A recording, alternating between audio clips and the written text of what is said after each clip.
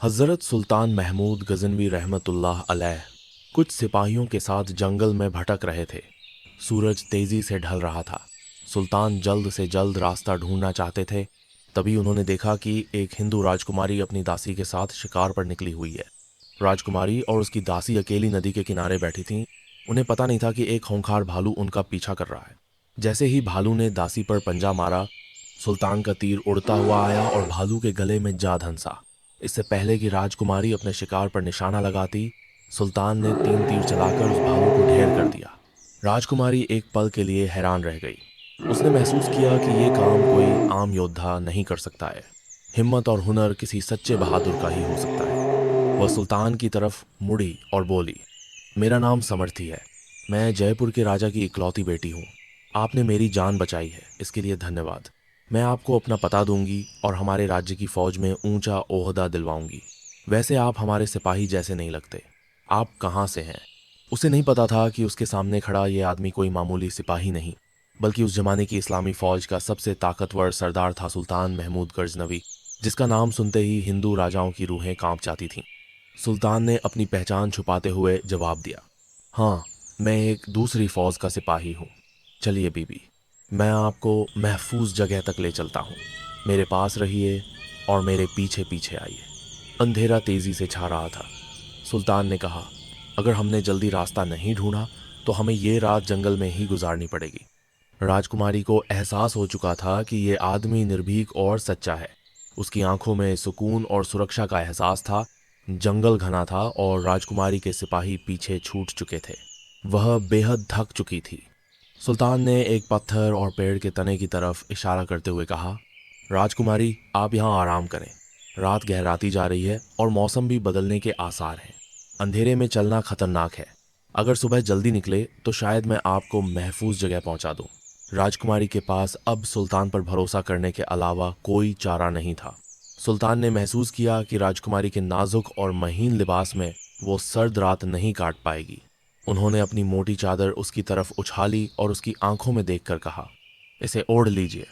राजकुमारी ने बिना झिझके चादर ओढ़ ली और अपने पांव पेड़ के तने पर रख दिए।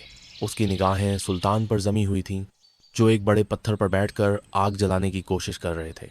आखिरकार आग भड़क उठी।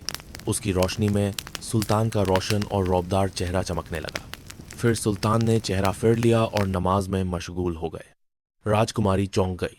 ये तो मुसलमान लगता है, उसने सोचा। वह काम गई। कहीं ये गरजने की फौज का तो नहीं?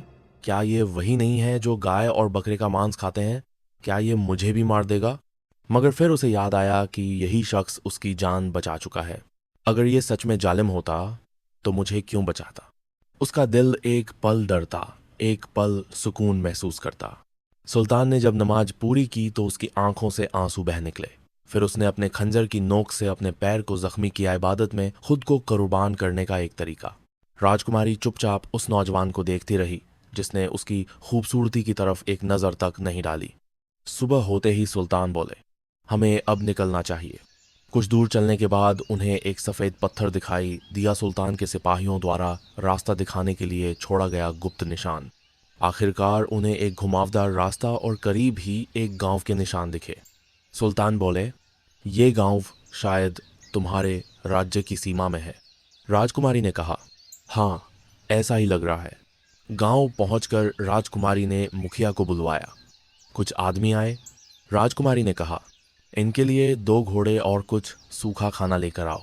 फिर सुल्तान की तरफ मुड़ी और बोली, अजनबी, हम तुमसे हैरान हैं। तुम कैसी रूह हो? तुमने पूरी रात खुद को जख्मी किए रखा, एक बार भी मेरी तरफ नज़र नहीं डाली। अगर चाहो तो हमारे महल चलो, हम तुम्हें इनाम देंगे, तुम्हारी कद्र करेंगे।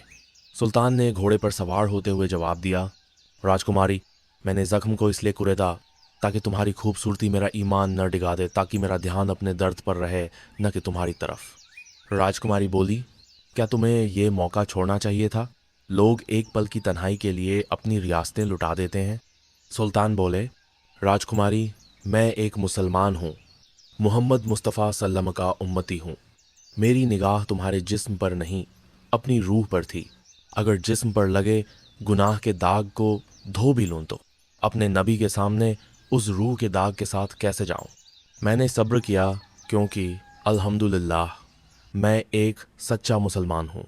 राजकुमारी उसकी ईमानदारी, दीनदारी और खुद पर काबू देखकर हैरान रह गई। उसके दिल में जैसे इस अजनबी के रास्ते की तरफ एक तलब जाग गई। जब सुल्तान चलने लगे तो राजकुमारी बोली, अपना नाम और अपनी फौज का नाम बताओ, हम तुम्हें याद रखेंगे। सुल्तान ने अपनी चादर उतारी, तीर अपने कंधे पर रखा, तलवार कसकर घोड़े की लगाम पकड़ी और कहा, राजकुमारी, मेरा नाम सुल्तान महमूद गजनवी है, गजनी की महान फौज का सरदार। मैं वही सुल्तान हूँ। ये कहकर उन्होंने घोड़ा दौड़ा दिया। उनकी आंखें नूर से चमक रही थीं।